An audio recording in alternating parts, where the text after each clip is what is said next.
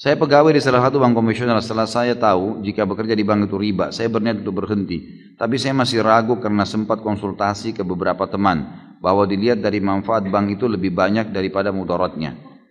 Karena hampir seluruh perusahaan yang ada di Indonesia menggunakan jasa bank. Baik, kira-kira kalau antum meninggal dunia, antum akan bilang sama Allah apa nih? Ya. Oh, ini karena banyak manfaatnya buat orang. Lalu Allah cuma jawab satu, tapi saya haramkan. Kira-kira kita mau jawab apa? Urusannya mau manfaat bagi orang banyak atau tidak, intinya haram. Orang buka tempat perzinahan, teman-teman. Ingat ya, riba, zina, durhaka sama orang tua, dosa besar semua ini. Berarti levelnya sama. Untuk lebih memahami, bagaimana kalau ada orang bilang, saya buka jasa perzinahan untuk memberikan manfaat kepada orang. Supaya orang yang mau melampiaskan syahwatnya bisa masuk di situ. Manfaat buat orang, tapi haram.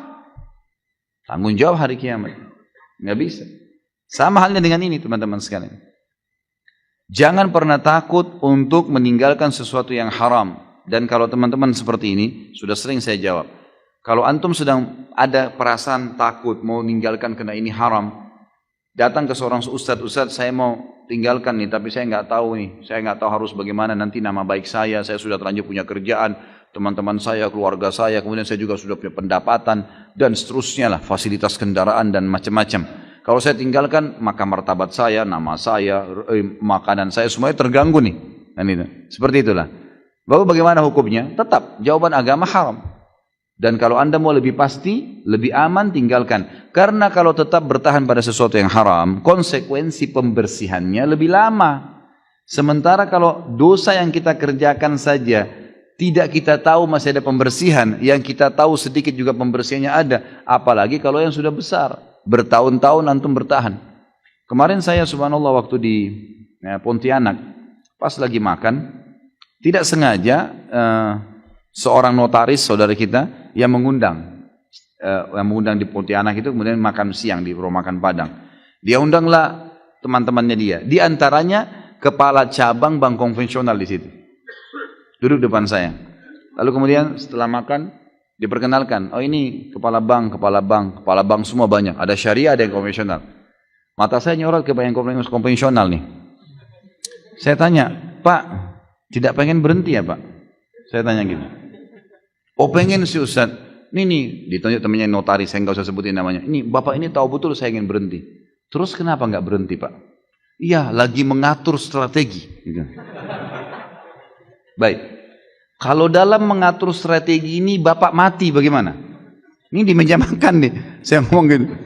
Kalau Bapak mati sementara atur strategi, bagaimana tanggung jawabnya hari kiamat?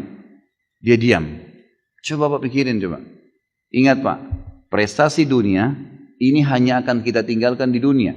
Di akhirat, apa yang Bapak lakukan dari kebaikan akan diterima. Pikirkan baik-baik ini. 1 dirham riba, dalam hadis dikatakan lebih berat daripada 36 kali berzina. Riwayat lain lebih berat daripada berzina dengan ibu sendiri. Bapak sudah tahu belum itu? Iya Ustaz. Baik, apa yang Bapak kira-kira mau lakukan sekarang? Nah, saya tanya gitu. Saya mau tinggalkan, tapi kira-kira kiat-kiatnya Ustaz. Baik. Langkah pertama, kiat pertama Bapak keluar, saya bilang. Keluar dulu.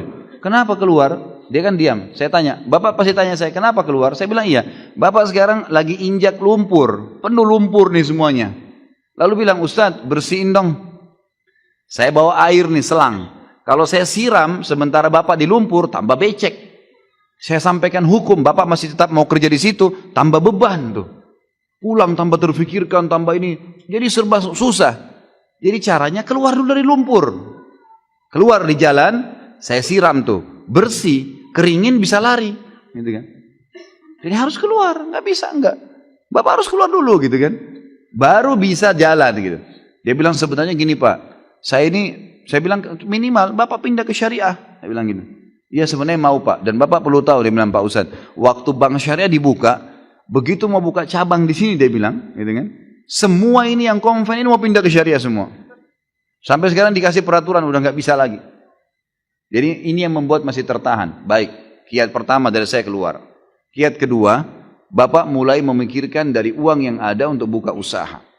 Usaha-usaha. Yang ketiga, Berjelaskan pada istri, pada anak, supaya mereka tidak kaget tentang masalah haram. Ajak mereka supaya satu rumah semua kerjasama untuk itu. Yang keempat, bertawakal kepada Allah. Sudah. Kalau enggak, nanti kalau mati bagaimana tanggung jawabnya? Allahu alam. Jadi seperti itulah kurang lebih nasihat saya kepada penanya tadi, seperti saya sampaikan ke sana.